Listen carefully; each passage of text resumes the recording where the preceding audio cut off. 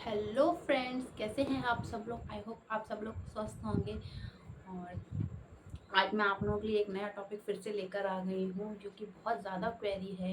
Social network YouTube पे बहुत लोग सर्च करते हैं, जो किडनी पेशेंट हैं, जो डायलिसिस पेशेंट हैं, वो इसके बारे में बहुत ज़्यादा सर्च करते हैं। और जो ट्रांसप्लांट कराना चाहते हैं वो भी इस चीज़ के बारे में बार बार सर्च करते हैं। तो आज मैं आप लोगों के लिए वही टॉपिक फिर से लेकर आ गई हूँ। तो welcome back to my channel. और आप लोग मेरे चैनल को बहुत सपोर्ट दे रहे हैं, बहुत प्यार दे रहे हैं, उसके लिए आपका दिल से शुक्रिया। तो चलिए शुरू करते हैं। आज का टॉपिक है किडनी ट्रांसप्लांट में कितना खर्चा आता है। बहुत लोगों के क्वेश्चन है ये कि किडनी ट्रांसप्लांट में बहुत कितना खर्चा आता है। सब लोग सोचते हैं कि पैसे की वजह से हम ट्रांसप्लांट नहीं करा पाएंगे या बहुत ज़्यादा खर्चा आता है। तो मैं वही आप लोगों के आज डाउट क्लियर करने आई हूँ आज आप लोगों के सामने।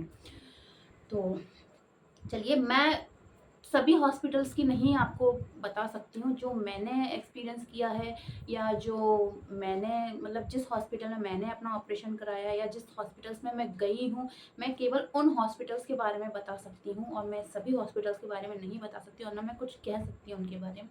और हर किसी का यही नहीं रहता, हर किसी का अलग अलग रहता है। तो आप ये नहीं सोचिए कि उनका इतने में हुआ, उनका इतने। मेरे सामने ही सामने सब बहुत अलग अलग पेमेंट में सबका अलग अलग ऑपरेशन हुआ है। लेकिन मैं अप्रॉक्स बताऊंगी, इतना इतना कम से कम होता है। तो चलिए शुरू करते हैं। तो किडनी की जो जो ऑपरेशन के लिए जो टेस्ट होते हैं वो थ्री फेज में डिवाइडेड होते हैं। थ्री थ्री फेज में डिवाइडेड होते हैं, फर्स्ट, सेकंड और थर्ड। तो जो फर्स्ट और सेकंड होते हैं वो तो कॉमन होते हैं। जो थर्ड स्टेज होती है उसमें थोड़ा ज़्यादा खर्चा आता है। वो टेस्ट भी बहुत ज़्यादा है हैवी होते हैं। तो मेरा जो ट्रांसप्लांट है, मेरा जो ट्रांसप्लांट हुआ था वो अलग ब्लड ग्रुप हुआ था, सेम ब्लड ग्रुप नहीं है। तो जो सेम ब्लड ग्रुप वाले ट्रांसप्लांट होते हैं उनमें खर्चा कम आता है।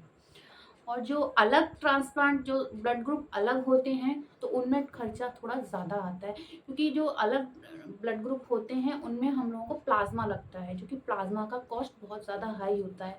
एक प्लाज्मा अप्रॉक्स 50,000 से 60,000 होता है, और मे बी ज़्यादा भी होता होगा। मैंने जहाँ कराया है वहाँ 50,000 और 60,000 तक होता है एक प्लाज्मा। तो मुझे शायद से 4 या 5 प्लाज्मा चढ़े थे। तो आप लोग सोच लीजिए, वो खर्चा बढ़ जाता है। और जो बाकी का खर्चा होता है, जो सेम ब्लड ग्रुप के होते हैं, वो वही रहता है। तो अप्रॉक्सीमेटली जो सेम ब्लड ग्रुप के ऑपरेशन होते हैं उनमें 6 से 7 लाख रुपए खर्च हो जाते हैं, आई थिंक। मैं मिनिमम बता रही हूँ, इससे ज़्यादा भी हो जाते हैं, इससे कम भी होते हैं। तो आप ये नहीं कहिए कि उन्होंने ऐसा कहा था, उन मैम ने। तो मैंने जहाँ कराया मैं वहाँ का बता रही हूँ कि अप्रॉक्स 6 to 7 लैक्स ऑपरेशन के ऊपर से जो दवाइयाँ अलग चलती हैं आफ्टर ट्रांसप्लांट, और आप लोगों को एडमिट रखते हैं, ये सब खर्चा अलग होता है। और फिर आपको उसके ऑपरेशन के बाद वहीं स्टे करना पड़ता है 1 मंथ, और कई लोग 3 मंथ्स भी करते हैं। तो उसका खर्चा वो सब अलग होता है। तो 6 to 7 लैक्स अप्रॉक्स हो जाता है। और जो ब्लड ग्रुप अलग होता है जिनका, जैसे मेरा ब्लड ग्रुप अलग था। मेरा और मेरे डोनर का जो ब्लड ग्रुप था अलग था। मेरा ओ पॉजिटिव था और मेरे डोनर का AB पॉजिटिव था। तो हम दोनों का ब्लड ग्रुप हुआ था, मुझे 5 प्लाज्मा चढ़े थे। तो उसका खर्चा मेरा बढ़ गया था 3 से 4 लाख रुपए अलग। तो मेरा कुछ 12-13 के समथिंग हो गया था, और वहाँ रहना और 1 मंथ स्टे करना, वो सब अलग पड़ गया था। तो आप लोग समझ सकते हैं कि बहुत ज़्यादा कॉस्टली भी नहीं है, किसी की लाइफ से ज़्यादा कॉस्टली नहीं है। और जो लोग डायलिसिस पे हैं वो जानते हैं कि डायलिसिस पर भी कितना खर्चा होता है। डायलिसिस पे आई थिंक ज़्यादा एक्सपेंसिव होते हैं अकॉर्डिंग टू ऑपरेशन। और डायलिसिस पे खतरा बहुत ज़्यादा होता है। हम लोग ऑपरेशन करा दिया, अब मैं नॉर्मल लाइफ जी रही हूँ, लेकिन डायलिसिस पे खतरा ज़्यादा होता है। आप लोग सोच सकते हैं डायलिसिस पे एक दिन का, आई थिंक अगर आप अच्छे हॉस्पिटल में कहीं कराते हैं तो 3 से 4 या 5 हज़ार भी खर्च हो जाते हैं, अगर अच्छे हॉस्पिटल में आप कराते हैं। और नॉर्मल हॉस्पिटल में आप कराते हैं तो भी 2.5 से 3 हज़ार रुपये अप्रॉक्स खर्च हो जाते हैं। तो आप हिसाब लगा लीजिए कि 2.5 से 3 हज़ार हफ्ते में 1 दिन अगर 3 डायलिसिस हो रही है किसी इंसान की, तो आप सोच लीजिए कितना महीने में कितनी डायलिसिस हो गई। और ये इकट्ठा जो लग गया है, उसके बाद आपका कोई पैसा नहीं लगता है। उसके बाद बस मेडिसिन चलती हैं, और मेडिसिन भी धीरे धीरे धीरे धीरे बहुत कम हो जाती, बहुत माइनर, बहुत ही कम, मतलब कितना बताऊँ, बहुत ही कम रह गई है मेडिसिन मेरी। तो मैं नेक्स्ट वीडियो में आपको बताऊंगी कि कितनी मेडिसिन्स चल रही हैं और कितनी रह गई हैं, कितना मेडिसिन्स का खर्चा आता है हर महीने। ये मैं आप लोगों के साथ अगली वीडियो में शेयर करूंगी। तो जो लोग भी डायलिसिस पे हैं, तो मैं कहूँगी उनसे, तो घबराइए मत और जाइए ऑपरेशन के लिए, ऑपरेशन कराइए और लाइफ को नॉर्मल जिए। कोई भी कैसी भी प्रॉब्लम नहीं होती है, नॉर्मल लाइफ हो जाती है एकदम ऑपरेशन के बाद। और रही बात खर्चे की, जो हमारा खर्चा होता है 12, 13, 14 जो भी खर्चा होता है, उसमें हमको कुछ गवर्नमेंट से भी हेल्प मिलती है। आई थिंक सभी हॉस्पिटल में मिलती है, प्राइवेट में। मैं 2-3 हॉस्पिटल्स में गई थी, उनमें सब में, जो बड़े बड़े हॉस्पिटल हैं दिल्ली नोएडा के, उनमें हेल्प मिलती है। मैं नाम नहीं ले सकती हूँ, सॉरी। तो उनमें हेल्प मिलती है गवर्नमेंट की तरफ से। जो सीरियस पेशेंट होते हैं, सीरियस बीमारियां होती हैं जिनकी, उसके लिए हमको गवर्नमेंट हेल्प करती है कुछ रुपए, यानी कि कुछ रुपए से मतलब हज़ारों में नहीं, लाखों में हेल्प देती है।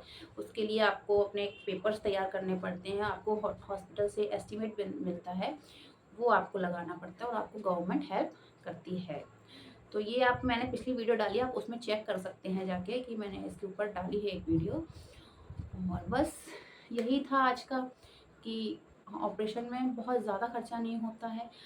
और हाँ, ये है थोड़ा एक्सपेंसिव हो जाता है एक साथ इतना पैसा इकट्ठा करना एक नॉर्मल आदमी के लिए। और जो डायलिसिस पे चल रहा है इंसान, उसके लिए बहुत मुश्किल हो जाता है, क्योंकि डायलिसिस पर भी ऑलरेडी बराबर खर्च हो रहा है।